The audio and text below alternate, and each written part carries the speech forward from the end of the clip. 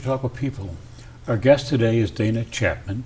She's an Air Force brat who grew up in Austin, Texas, a graduate of the University of Texas in Austin.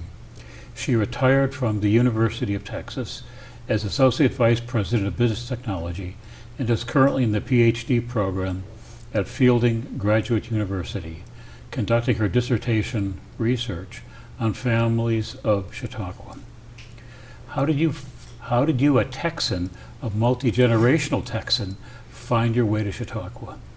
That's a great question, and thanks for having me in dialogue with you today. Choice. So, Graham and I, my husband, had been talking for a while about Chautauqua, and I never knew what he was saying. How do you spell the word Chautauqua? It's easy. Yeah, and we'd been talking about it for probably 10 years, but it got to be about the time when we had decided we were going to get married that he said, let's go there. So a year after we got married, we came up here, and he had tried for years to describe to me what Chautauqua was, but it wasn't until I spent some weeks there the first summer in about 2018 that I realized that there was a reason I couldn't understand what he was explaining, because it's such a unique place. So that's what brought me here in the first place, and I've been here every summer except for the COVID summer. What were your initial impressions of Chautauqua? It was an interesting period of discovery, I guess I would call it, because I found that there were just layers of the place that I kept uncovering. And so there was just the standard fare programmatic layers that were easy to discover because you have your Chautauqua Daily, you have your weekly program, and we would go to lectures and performances. But then as I started participating in some of the aspects of it, like sacred songs, or I started going to the Bester Plaza when the community band is playing, I just got to experience this community and be a part of it, and I just found that really fascinating. So as I came the first year and then every subsequent year, I just discovered more and more layers. But that first impression was just, what is this place? Which I think a lot of people ask. That's great. That's great. Now, how have your impressions changed over the years as they become deeper? Yeah, I think that what I've found really interesting is how much the institution has going on, and how there seems to be a place for community no matter what you're interested in, whether it's the arts or education or just the leisure aspect. There seems to be a place for everyone, and with all of the Chautauqua dialogues that happen, I love the red benches and how that draws people into dialogue and that idea, and the Hall of Philosophy and the different locations. My impression over time has just become enriched by participating in different aspects and seeing those different communities come together at times, but also break apart into their own, each individual community with their own ways of doing things. Now, how did you make the transition from technology to organizational behavior? That's a great question. So when I first started in technology, I realized early on that one of the aspects of the technology that I enjoyed the most was where the organizational aspects of it and the people came together. So when people were using technology, I noticed that oftentimes it wasn't about any issues they would have, wasn't really about the technology itself. It was about the change they were experiencing and how it was disrupting their lives and business. So I became very interested in the organizational and the human aspects of technology. And over the years, over the 30 plus years that I was in higher education, I more and more moved to that organizational kind of transformational piece of it. And that got me interested in organizational issues and ultimately led to the doctorate program. Now, when you were in Texas, your job was technology. Did they send you off to work on other things besides technology? Oh, yes. So in probably about the last 10, 15 years of my career, I I started going into organizations or projects that were having challenges. And often what I found was the challenges were people or organizational, or people not having a voice when it was really important, that what they had to say was really important to the success of the organization or the project.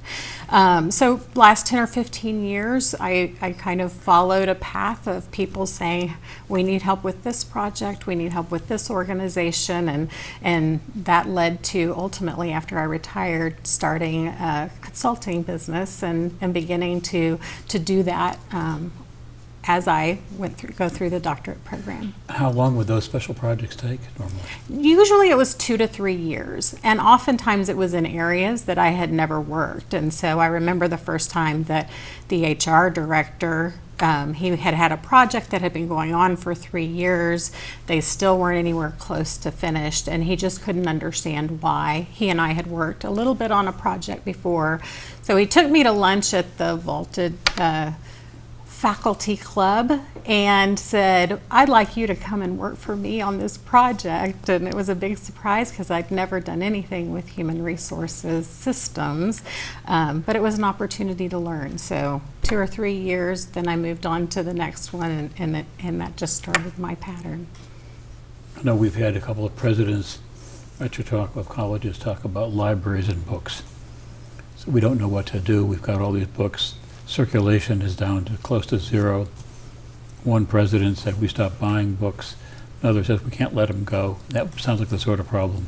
Yeah, exactly. And then what do we do with the library and all this stuff? And how do you respect the things that the community and the people care the most about? A lot of times it is those physical books. How do you respect them, but also respect the fact that the funding that might be going to those efforts may be needed elsewhere? So how do you strike a balance where people get that fulfillment of that community they were looking for and the culture that they desire with the change that's necessary? And that's tough, isn't it? Mm-hmm. That's It really tough. is. Now, you were at Texas long enough to retire. Generous state plan. How did you make the decision about graduate school?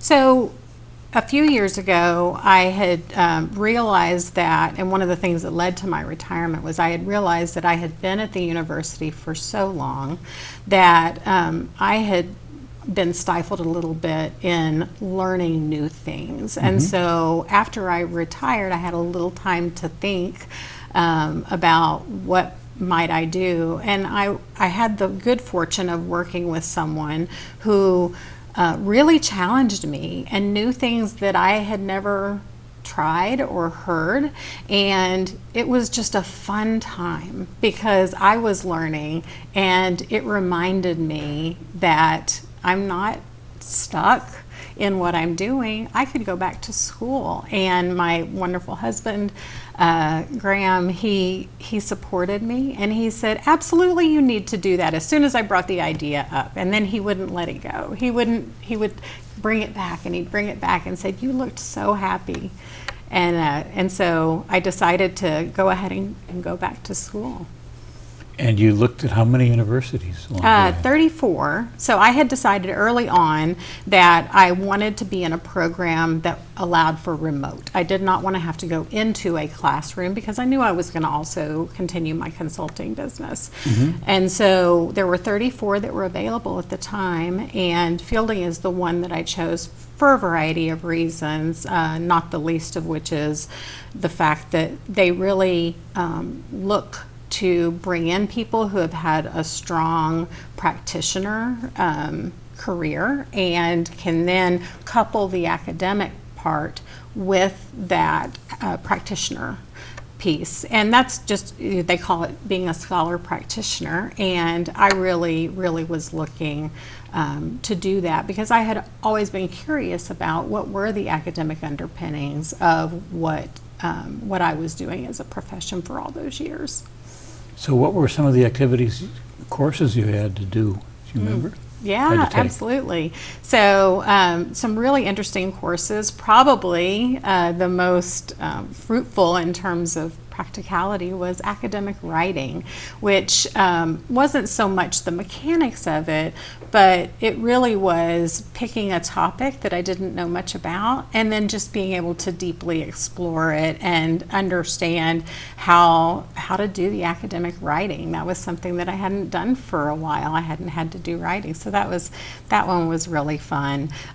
There was also an interesting course in social and ecological justice that we all take, and I did a look at multi-species justice, which may or may not be something that many people know about. What is this? But multi-species justice, Okay. so looking at the various lands and plants and animals and people and how we coexist in the ecology and in the global world. So I found that the study of that interesting because I had never really considered much some of the actions that are being taken right now on that front by countries that are giving personhood to rivers or forests. And so it was fun learning about that. So those were a couple of courses, an elective, and then of course the basic qualitative, quantitative research methods is on that list. Now, when your classes were online, were you joining by Zoom? So you had a live lecture, but you tuned into it. Yes, we had live lecture, and then we had an online course that we took, and oftentimes we would have study groups. I also did an independent course last summer with my dissertation chair, and that's what led me to choose Chautauqua as the site for my dissertation. Was I did an advanced research methods course with him, which led to some interviewing I did last summer, which was really fun and revealing. Where did you do the interviewing? So I did the interviewing in people's homes, on their porches. Actually, 3 of the 4 I did were on porches, which now I have a deepened appreciation for the porches and how they really serve as that communal space as people walk by, catching their attention and having casual conversations, but also just gathering and talking about the events of the day, what's coming up, or debriefing after lectures or performances. And we do that all the time. Where were the porches? So the porches were, kind of spread across the up by Massey. There were a number On of Chautauqua. homes on the Chautauqua grounds. Yes. Right. Now, let's sort of review what the doctoral program for people who don't know, never been through one of these tough things. You have a certain amount of coursework to do. Your coursework was basically by Zoom, probably some independently. You had to write papers and submit them. Then what comes at the end of that? So after you do your coursework with all of these papers, there's a comprehensive assessment, and it's one of the big milestones you have to get through in order to move on, which demonstrates that you have the requisite skills for the doctoral degree. And then you really launch into a series of steps around your dissertation, so developing your concept. Let's talk a little more. What do the comps consist of? So the comps is selecting any topic you want and developing an argument.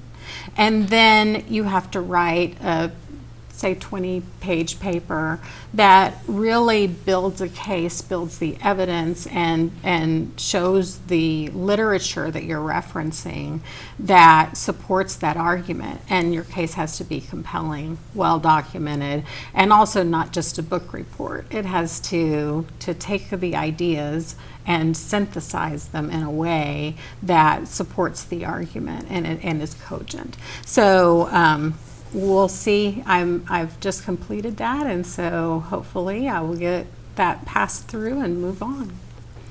Now, most of the literature then for such an argument comes from books, or where?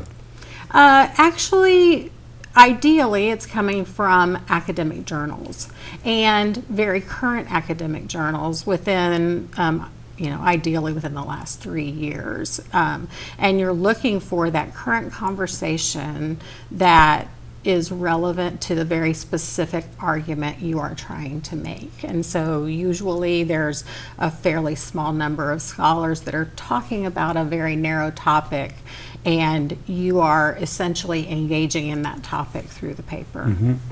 Now, how do you obtain the journals? So the school has an excellent library system. It's online, as the classes are, and usually it is through that mechanism that you get the journal articles. So there are a variety these days, a variety of search engines that specifically look for topics in academic journals, and that's the primary way. So there are other sources like books and videos. There's more and more videos posted out there, but the academic journals are the biggest source. So the bottom line then is you can really do doctoral research now without access to a library, without spending hours in there, Yes. because you search the journals online and then you download them and maybe print them or maybe not and mark them up. Yeah, it depends on how detailed they are, whether I print them or not. But there are a number of tools these days that really support taking those journal articles and being able to highlight, annotate, notes in the margin, the things you would have done when you print it. Now you can do those things online. So early on, they tell you to select one of those, and if you don't, it's to your own peril. But I found it to be very useful. And then, getting back to this long process, you've done all this research, you've had to prepare an argument for your comprehensive. Then what's next? So after you get past the comprehensive, it's really moving on to the dissertation. And there's a series of steps there. Concept paper is the first thing. Just talk about what do you think you're interested in, pretty vaguely. And then you move through doing a pilot study, proposal, and getting institutional review board approval before you start talking to people, of course, along the way. And then you get into doing your dissertation research. Now tell me a little more about this institutional review board. Sure. So the institutional review board is really there to help protect anybody that you might be talking to help protect the institutions that you're working with, and ensure that that you are treating them always with the most respect and utmost integrity. And that institutional review board was put in place after there were some research studies that really caused harm to people. So it is to mitigate that harm. So every university that does research has an institutional review board, and generally speaking, it's a committee of people. You fill out a form that says, what are you going to do? Mostly aimed at people. There's a different type for animal studies, but for people, you're filling out this form and saying, who are you going to talk to? How are you going to protect their interest and essentially, manage the ethical part of any research study? And then you turn that in, and if they have any questions, you're going back and forth until they're satisfied that the questions you're going to ask and the way you're going to approach it protect the people. So that becomes a very serious matter, doesn't it? Yes, very much. And it is often that you have to go back and forth with them on what questions are you asking or how are you approaching it, especially if you are talking to people that are under 18 or in some way have an impairment that you have to really be careful with.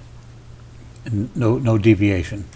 Must be done without Yes. any qualm. Correct. So let's talk a little more about your research. What are you working on? Yeah, so my research, decided after being here last summer, is going to be on especially the intergenerational nature of the Chautauqua community, and how, since being 150 years old, how there are some aspects of the community that appear to be very similar to what I've read in the Chautauquan Daily and its predecessors. Newspapers and the various archival assets that I've read. And so I find that interesting, is just how there are aspects of the family and the community that bring so much meaning to the participants And what is that all about? So that is the purpose of my study. So you will look at these communities. Is there some underlying theory you're going to be building upon? Yeah, there are a couple of them I'm looking at, so I haven't really settled on any one. This fall, I intend to do that and hone it down a little bit, but really there's a couple that I'm focused on at the moment. One is called Sense of Place, and Sense of Place can be approached from a variety of different academic disciplines. I'm mostly interested in looking at it from a cultural anthropological perspective, and what that is essentially is the study of how people come to care for and draw meaning from the physical places where they reside or visit. That comes out of the interviews I did last summer. Every person I talked to said it's about this place. And it was the word place that kept coming up when I went home and thought about it. It just kept coming up. That got me started on looking at that concept. The other is, it's one that's newer to me, but it's called collective effervescence, which I find interesting. It sounds like a beverage. I know it does, doesn't it? But it's essentially whether it's an everyday activity or something really special. I would argue the 4th of July celebrations in the AMP are an example of this, but it's where a community and a culture comes together and experiences, whether they're part of the community or a stranger to it, but they experience this collective joy, almost flow in what they're doing that is very moving for them, very emotional. And that concept started in religious studies, but it's kind of grown from there. So that's the second one that I'm looking at. So they have these two principles. You anticipate you'll be doing more interviews at Chautauqua? I do. I've done a few this summer, and I intend to do more before I leave. And then this fall, I'm going to really digest all of the things that I've seen, experienced myself, and read about, and then get ready to come back next summer and do some final interviews. So it'll be a 3-year study. 3-year study. So you would complete probably then in 2006 or something. Yes. And is there a final exam when you've got the dissertation in hand? Well, there's an oral defense that happens at the very end, and I will say my dissertation committee, who's just wonderful and very supportive of what I'm doing here at Chautauqua and cheering me on, they're urging me to do that defense on the Chautauqua grounds, so we will see. What it's like is essentially you're doing a summary of what it is that you've been doing, your research findings, and then you respond to questions that your committee has where you have to defend the work that you've done and show that you have added some value to that scholarly conversation, to those theories. That's the purpose of it. You're really trying to contribute to the scholarly conversation. How many people are on the committee? I have 5 people on the committee. 3 of them are Fielding faculty. 1 is a student reader. And then Fielding does a neat thing with requiring an external examiner.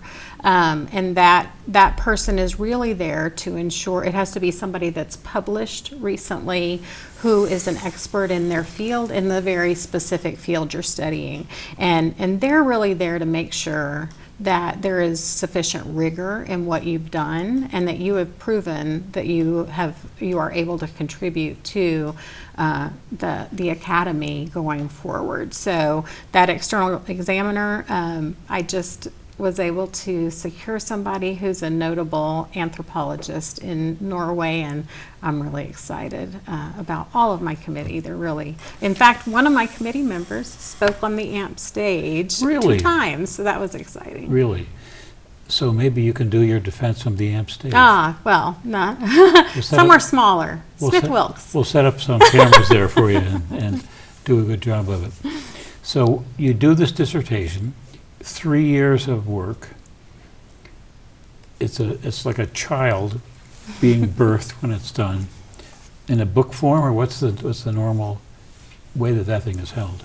Well, people do turn their dissertations into books, but generally speaking, it's something that when you do your dissertation, it's in a bound folder, and then you move on to, are there things that I can draw from that and create presentations or an actual book or journal articles that draw from what you've done, but aren't really the dissertation itself. And so I'm already getting lots of advice about what I could do with some of the information I'm gathering, because there's so many people interested in the topic. But the actual dissertation itself probably doesn't go too far, other than the very important part of acknowledging all the people that have contributed to it from the community. I'm hoping to make this a very collaborative partnership. And then also making sure that they see it and can see themselves in it in the final product. Now, let me ask you a hypothetical question. 5 years from now, a Chautauquan sees this interview, wants to obtain a copy of your dissertation. Is there a distribution means for that other than the journal articles that might be published? Yes, they actually are published in a database, and people can go and get them from the university. The university hosts them, and so it will be accessible. And this will be your university that will hold them? Yes. Got it. And so we're hoping that gets done quickly without unnecessary distraction. I have one question off the wall I can't resist asking about. A couple of years ago, I know you were involved. It had something to do with some magnificent hardwood kayaks that appeared on a Chautauqua porch. What's the story?